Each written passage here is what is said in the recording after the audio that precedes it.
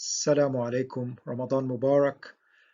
We would like to, inshallah, just spend a few minutes together doing a reflection on juz26.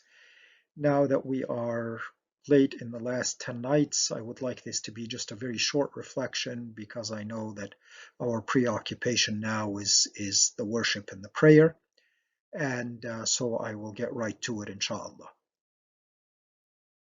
So the verse I have chosen is verse 13 from Surah Al-Hujurat, and this verse is really very significant, um, and its significance has extended throughout human history. We know about, of course, the history of um, strife that has been caused among human beings from racism, from tribalism, from nationalism, from all of the things that humans have used to divide each other and to subjugate each other. And the Quran and the Sunnah were revolutionary in bringing an end to these isms. And in particular, there was a very profound effect in Arabia on tribalism and on racism. As you know, before Islam, the tribes were constantly at war with each other, each tribe thinking that it is better than the other. And of course, uh, as in the rest of the world and as extended in the world for centuries after the Muslim Empire, racism, which led to terrible horrors like slavery. And so the verse is verse 13, أعوذ بالله من الشيطان الرجيم يا أيها الناس إنا خلقناكم من ذكر وأنثى وجعلناكم شعوبا وقبائل لتعارفوا إن أكرمكم عند الله أتقاكم إن الله عليم خبير.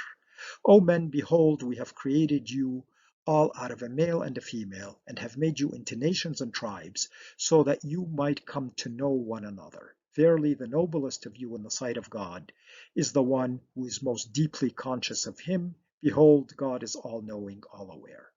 And this verse is generally taken by Muslims as a clear indication that two matters are spelled out clearly.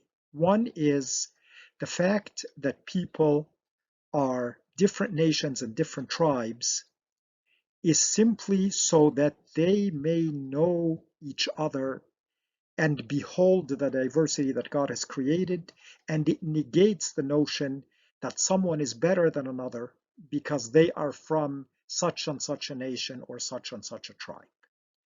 And then it spells out, okay, then what does make someone better than another? That inna akramakum indallahi atqakum. The noblest of you in the sight of God is the one who has the most taqwa, who has the most God consciousness. And since, of course, it is only God who can judge the amount of taqwa, as far as we humans are concerned, no human being is a priori better than another.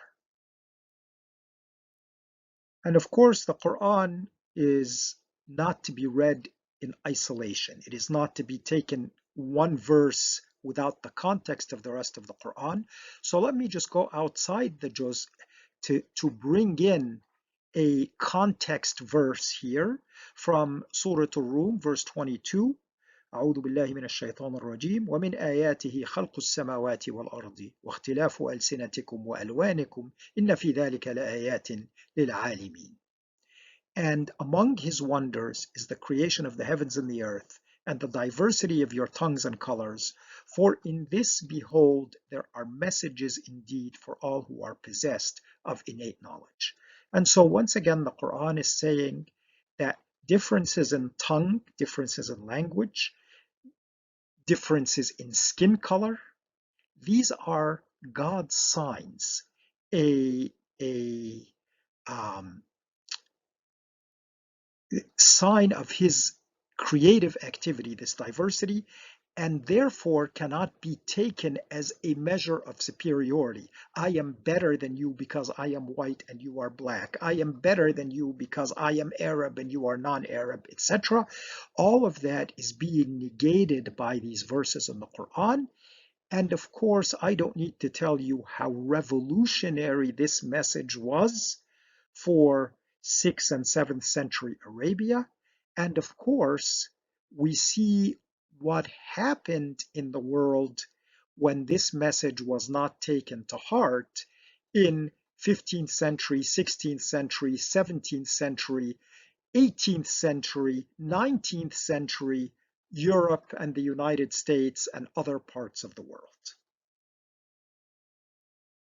And once again, to bring the message home and show that this is indeed the meaning and import of these verses, we take a hadith from the Prophet's farewell sermon. And so this is kind of the core of the message that he is leaving the ummah with. And you will notice in the hadith, or in this part, as he did in the rest of the farewell sermon, whenever he said something, he would ask the people, "Aballagt, have I delivered the message? Bear witness that I've delivered the message," meaning that the Prophet, peace be upon him, was leaving us with the pith and the core and the clear creed that we need to take to heart before he left the ummah. And so he said, "Ya ayyuhan nasu, ala inna rabbakum wahid." O people, your Lord is one. Wa inna abakum wahid. Your father is Adam. All of us are descended from Adam. Nobody has a better lineage than someone else. ألا لا فضل لعربي على أعجمي ولا لعجمي على عربي. There is no favor of an Arab over a non-Arab. Ajami would be a non-Arab or a foreigner. Nor a non-Arab over an Arab. ولا لأحمر على أسود ولا أسود على أحمر.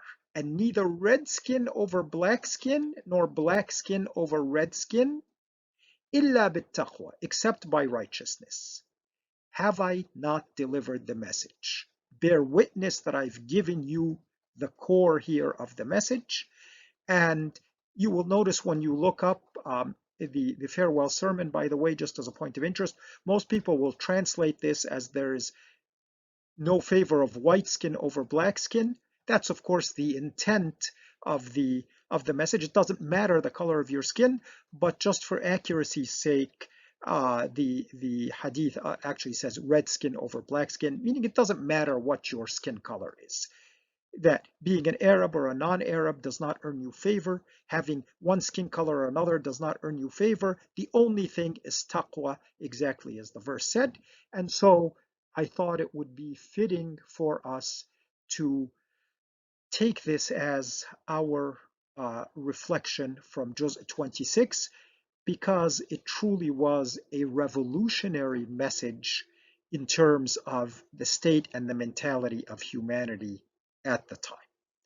And we have seen both the good that comes from heeding this message, and we have seen the evil which still survives in our day and rears its ugly head when this message is ignored.